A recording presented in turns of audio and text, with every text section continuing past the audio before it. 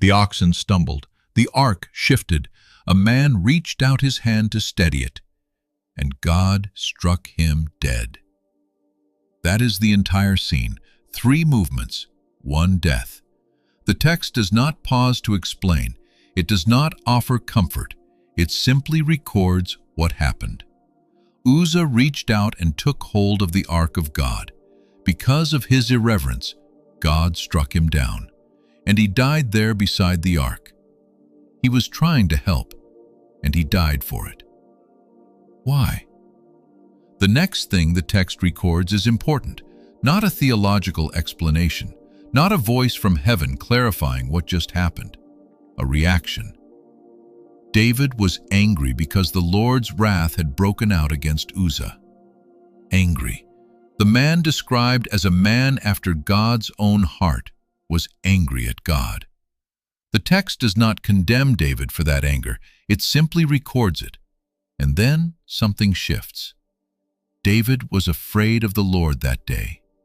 The anger becomes fear, and David asks the question that reveals he does not understand what just happened.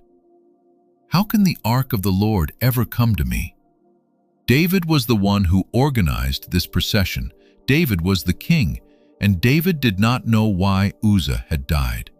Which means the answer is not obvious. It requires going back, further back than the moment the oxen stumbled. The first problem was not Uzzah. The first problem was the cart.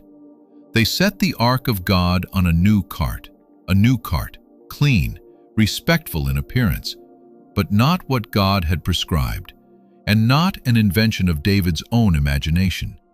It was the exact method the Philistines had used when they sent the ark back to Israel after capturing it, a cart pulled by cattle. David, king of Israel, had copied the transportation method of Israel's enemies for the most sacred object in Israel's possession, not with malicious intent, with inattention. But inattention in the presence of holiness has consequences, and no one in the entire procession had stopped to ask, is this the right way to do this? The Torah was precise, not a cart, not animals. Levites, specifically the sons of Kohath, were to carry the ark on their shoulders, using poles passed through rings fixed to its sides, and an additional instruction that leaves no room for interpretation. They must not touch the holy things, or they will die. Not a suggestion, not a guideline. Even the designated Levites were not permitted to touch the ark directly. When the camp moved, Aaron and his sons covered the ark first. Only then did the sons of Kohath carry it, without seeing it, without touching it. These instructions were not obscure, they were written, available, and they had not been followed on the day Uzzah died. Here is the detail that almost no one stops to consider.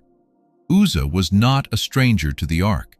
The ark had been in his father Abinadab's house for 20 years. 20 years. Uzzah had grown up beside it. He knew its shape, its weight, its presence in the household. And that proximity, that daily familiarity, may be the most revealing detail in the entire story. Because familiarity can quietly erode what should remain reverence. What ought to provoke awe can become ordinary through repeated proximity. Uzzah did not reach out with malice. He reached out with reflex, the way a person reaches toward a familiar object that is about to fall, without thinking, without stopping, without the moment of hesitation that reverence requires. But his reflex did not exist in isolation. David had gathered 30,000 men for this procession. There was celebration, there was music, there was genuine enthusiasm.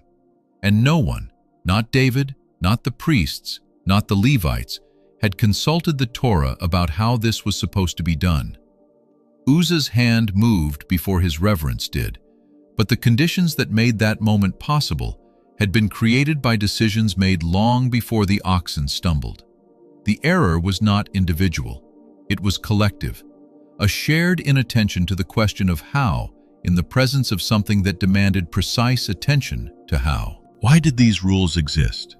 Not to create bureaucratic obstacles, not to manufacture occasions for punishment, but because holiness is not a concept, it is a reality. And a reality does not suspend its properties based on the intention of the person who encounters it.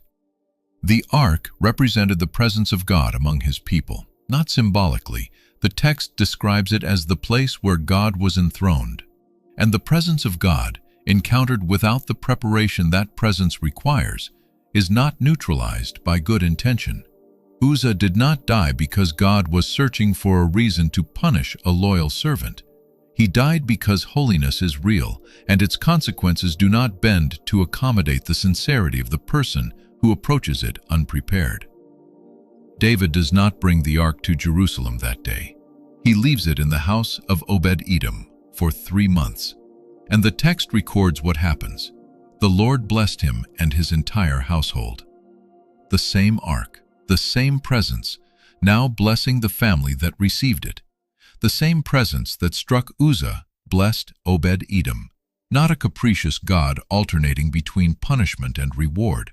A presence that produces real effects in both directions, depending entirely on how it is approached.